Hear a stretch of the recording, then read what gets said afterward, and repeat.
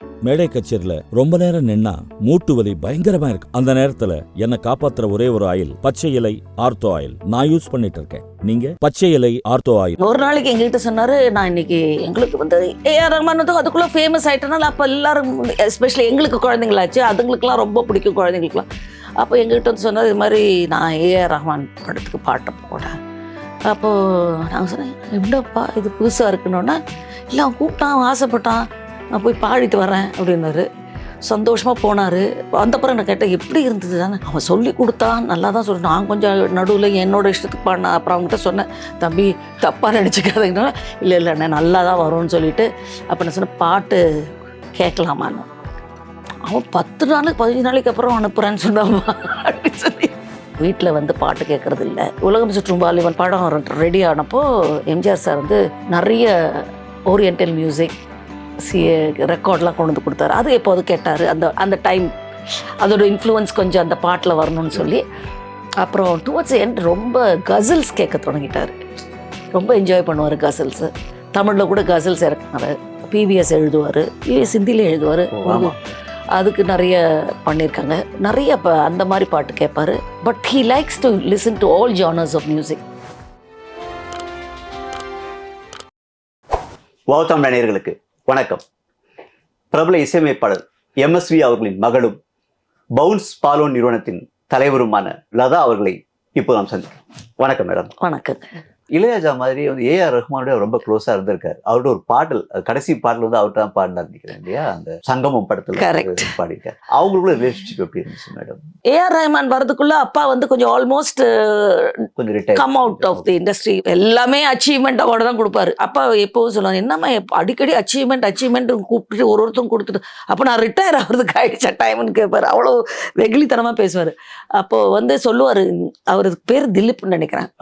சின்ன பையனா இருக்கும்போதே ஸ்கூல் முடிக்கல, அவர் ஸ்கூல் அந்த ஏஜ் 14-15 இயர்ஸ்லேயே அவர் வந்து ரெக்கார்டிங்லாம் வாசிப்பான். ரொம்ப ஞானம் இருக்கு அவனுக்கு. உங்கள் அப்பாவை பற்றி சொல்லுவார், மிஸ்டர் சேகரோட சன்னு, ரொம்ப புத்திசாலிமான் அப்படி ஒரு சொல்லுவார். அப்படி நெருக்கமாக பழகின மாதிரி எனக்கு சந்தர்ப்பம். ராஜா அண்ணா மாதிரி வீட்டுக்கு போகிறது, அவங்க வர்றது, எங்கே போனாலும் ஸ்டேஜில்னா அப்பாவுக்கு அவ்வளோ மரியாதை, அந்த பழைய ரிலேஷன்ஷிப், அந்த பாசம்லாம் இருந்தது. பட் அந்த மாதிரி ஆப்பர்ச்சுனிட்டிஸ் ஏஆர் ரஹ்மான் பொறுத்த வரைக்கும் அவ்வளோ கிடைக்கல. பட் அப்பா சொல்லுவார், அவன் ரொம்ப ஹார்ட் ஒர்க்கிங், பாரு எப்படி வந்துருக்கான். அந்த பாடல் வந்து அவர்கிட்ட பாடு ரொம்ப பாப்புலர். ஒரு நாளைக்கு எங்ககிட்ட சொன்னார், நான் இன்னைக்கு எங்களுக்கு வந்து ஏஆர் ரஹ்மான் வந்து அதுக்குள்ளே ஃபேமஸ் ஆயிட்டனால அப்போ எல்லாரும் எஸ்பெஷலி எங்களுக்கு குழந்தைங்களாச்சு, அதுங்களுக்குலாம் ரொம்ப பிடிக்கும் குழந்தைங்களுக்குலாம். அப்போ எங்ககிட்ட வந்து சொன்னார், இது மாதிரி நான் ஏஆர் ரஹ்மான் படத்துக்கு பாட்டை போடேன். அப்போது நாங்கள் சொன்னேன், எப்படிப்பா இது புதுசாக இருக்குன்னொன்னா, இல்லை அவன் கூப்பிட்டான், ஆசைப்பட்டான், நான் போய் பாடிட்டு வரேன் அப்படின்னாரு. சந்தோஷமாக போனார். வந்தப்புறம் நான் கேட்டேன், எப்படி இருந்தது தானே. அவன் சொல்லி கொடுத்தான், நல்லா தான் சொல்லிட்டு நான் கொஞ்சம் நடுவில் என்னோட இஷ்டத்துக்கு பாடினேன். அப்புறம் அவங்ககிட்ட சொன்னேன், தம்பி தப்பாக நினச்சிக்காதீங்கன்னா, இல்லை இல்லைண்ணே நல்லா தான் வரும்னு சொல்லிட்டு. அப்போ நான் சொன்னேன், பாட்டு கேட்கலாமான்னு. அவன் 10 நாளைக்கு 15 நாளைக்கு அப்புறம் அனுப்புகிறேன்னு சொன்னாமா அப்படின்னு சொல்லி. அவரது குயிக்காக பண்ணி அவரெல்லாம் சுட சுட தோசை மாதிரி காலையில் ரெக்கார்டிங் பண்ண மத்தியானம் வரும்போதே கேசட்டில் வந்துடும். அது மாதிரி தான் அந்த தெய்வம் தந்த வீடு வந்தது. அப்புறம் அவளோட தொடர்கதை பாட்டுகள் எல்லாம் எனக்கு அதுதான் நான் ரொம்ப ஞாபகம் இருக்கு. வந்தோன்னா அப்போவே அவருக்கு அந்த பாட்டு ரொம்ப பிடிக்கும். அப்போ என்கிட்ட சொல்லுவார், இன்னைக்கு காலையில் பண்ண பாட்டு இது கேளு அப்படின்னு வர. எல்லோரும் நான் போட்டு கேட்போம். பட் இது வந்து 10-15 நாள் ஆகுமாம்மா, வந்த உடனே நான் உங்ககிட்ட சொல்கிறேன்.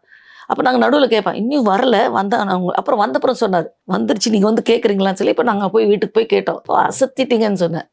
நான் நல்லா வந்திருக்குல்ல, நான் பாடும்போது விட்டு பாடினேன், எல்லாம் சேர்த்த உடனே நல்லா வந்திருக்கு, குழந்தையோட உற்சாகம் விட்டு பாடினேன். அப்போ எல்லாம் சேர்ந்து வந்தப்போ நல்லா வந்திருக்கு, சந்தோஷப்பட்டார். இந்த மாதிரி ரெக்கார்டிங் அனுபவங்கள்லாம் உங்கள்கிட்ட சொல்லுவார். வந்து சொல்லுவார், இவரில் தட்டுங்கள் திறக்கும் படம் இருந்ததில்ல, அதில் வந்து பாபு அங்கிள் ரொம்ப உருக்கமாக அந்த கடைசி சீனெல்லாம் அந்த அவர் வந்து அப்படியே ஒரு மாதிரி ஹீஸ் வெரி பேட்லி ஹர்ட், அடிப்பட்டு அப்படியே அந்த கிராஸ் சர்ச்சுக்குள்ளே கிராஸ் பண்ணி போகிற நேரம் பயங்கர ஒரு சேடு டச்சிங் மியூசிக். அப்போ இந்த ஆர்கெஸ்ட்ராலாம் அழுது நோட்ஸ் எல்லாம் கோட்டை விட்டு கட் பண்ணிட்டு அப்புறம் எல்லாரையும் ஸ்க்ரீனை திருப்பி உட்காந்து வாசிக்க சொன்னாராம்.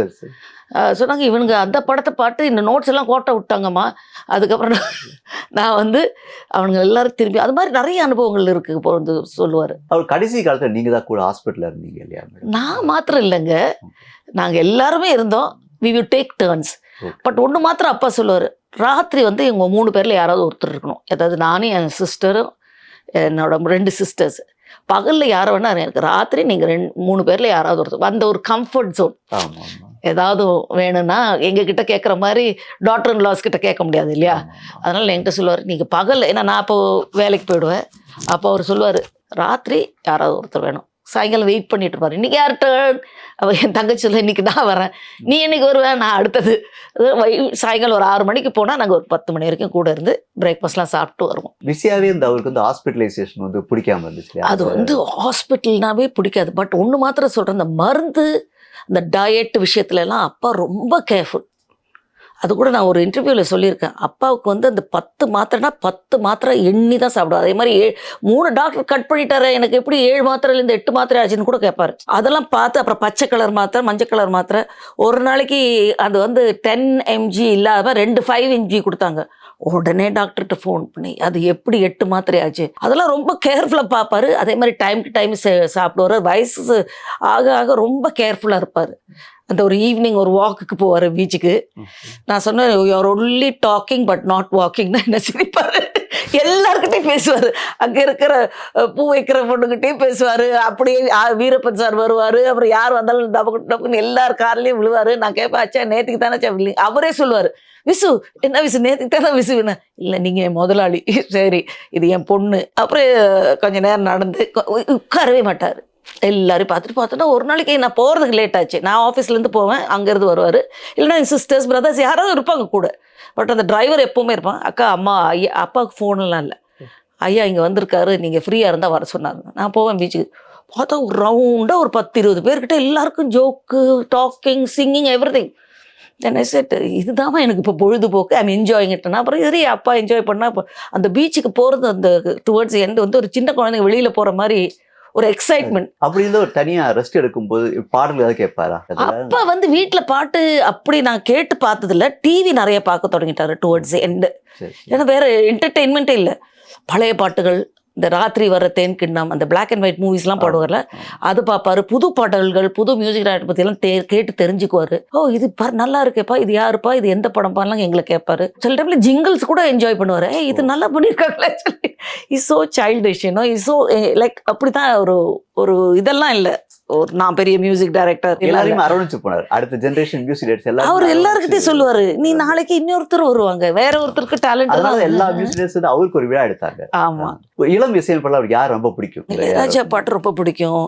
ரெஹமானோட சில பாட்டுகள் ரொம்ப பிடிக்கும். அப்புறம் வி குமார் பண்ண பாட்டுகள் பிடிக்கும். Bharadwaj also directed a movie. Vidyasagar பாடின 2-3 அவர் மியூசிக் டைரக்ஷனில் ஒரு 4-5 பாடல் ரொம்ப பிடிக்கும். அதனால அப்பாவுக்கு அப்படி யார் நல்ல திறமையாக வேலை செய்தாலும் அதை ரொம்ப அப்ரிஷியேட் பண்ணுற டைப். அப்பா நடிக்கவும் போனார், அது நீங்க எப்படி பார்த்தீங்க? திடீர்னு ஒரு நாளைக்கு சொன்னார், நான் நடிக்க போகிறேன் டிவி சீரியலில் கங்கா ஜமுனா சரஸ்வதி, அதில் நான் ஒரு அது பாட்டுக்கு ஒரு 50-60 ரொம்ப நாளைக்கு போச்சு. ரொம்ப நாள் போச்சு. அவர் நல்ல ஒரு இம்பார்ட்டன்ட் ரோலாக இருந்தது. அப்போ நாங்கள் வெளியிலலாம் அதுக்கப்புறம் எங்கேயாவது போவோம், அது மாதிரி வெளியில் ஹாலிடேஸ்க்கோ இல்லை கேரளாக்கெலாம் போவோம். எல்லோரும் வந்து மாப் பண்ணுவாங்க. அப்போ சொல்லுவார், நான் மியூசிக் டைரக்ஷன் பண்ணப்போ எனக்கு இவ்வளோ ரசிகர்கள் வரல, ஆக்டிங் பண்ண உடனே எவ்வளோ பேர் வருவாங்க, அப்படி வந்து மாப் பண்ணுவாங்கல்ல, தாத்தா தாத்தான்னு கூப்பிட சொல்லுவாங்க சின்ன பசங்கள்லாம். ஸோ அப்பா சொல்லுவார், ஏமா நான் நடிக்க வந்தப்போ தான் ரொம்ப பாப்புலர் ஆகிட்டேன். அதை விரும்பி தான் வந்தார் இல்லையா? நடிக்கிறது தான் வந்தார் ஃபர்ஸ்ட். அவர் நடிக்க விரும்பி தான் வந்தார். அவர் வந்து ஹைட்டு கம்மியாக இருக்கிறதுனால உனக்கு யார் ஜோடியாக நிற்கிறதுன்னு சொல்லி ஜோடிக்கு. அதுக்கப்புறம் அவர் வந்து இப்படியே மியூசிக் ஃபீல்டில் வந்துட்டார். பட் ரொம்ப நடிக்கணும்னு ஆசைப்பட்டு தான் வந்தார். ரொம்ப கஷ்டப்பட்டு தான் வந்தார். ஆனால் நடிப்பு, இசை, இது ரெண்டு எது ரொம்ப பிடிச்சி கடைசி காலம்? இசை தான். நடிப்பு வந்து அது யதார்த்தமாக வந்ததுனால ஏதோ பண்ணார். அதில் நிறைய 1-2 படங்கள் வந்தது. ஆனால் அந்த டிவி சீரி கங்கா யமுனா சரஸ்வதியில் சூப்பராக அது ஓடிட்டு இருந்தாலும் அப்பா ரொம்ப பாப்புலர் ஆகிட்டார். அதில் தனக்கு விருதுகள் அவ்வளோவா கிடைக்கலன்னு அவருக்கு இது வருத்தம் இருந்துச்சா? அவ்வளோவா கிடைக்கலன்னு அப்படி சொல்ல முடியாது. ஒரு காலத்தில் அப்பாவுக்கு தான் எல்லா அவார்டும் அப்படியே இருக்கும் ஹாலில். நேஷ்னல் அவார்டு பற்றி நாங்கள் சொல்லுவோம், என்ன நாங்கள் அச்சான் தான் கூப்பிடுவோம், என்னங்க அச்சா உங்களுக்கு நேஷ்னல் அவார்டே வரல, எனக்கு மக்களோட அவார்டு இருக்குல்லவா, அதை பற்றி என்ன அச்சா? பத்மா அவார்டுச்சா, அது ரொம்ப பெரிய விஷயம். அது யார் பத்மா அப்படின்னு எங்ககிட்ட கேட்பார். அந்த அவார்டுக்கு பேர் பத்மா, பத்மபூஷன், பத்மா விபூஷன் அப்படின்னு சொன்னோம். ஓ அப்படியா, ஒருவேளை எனக்கு தகுதி இல்லையோ?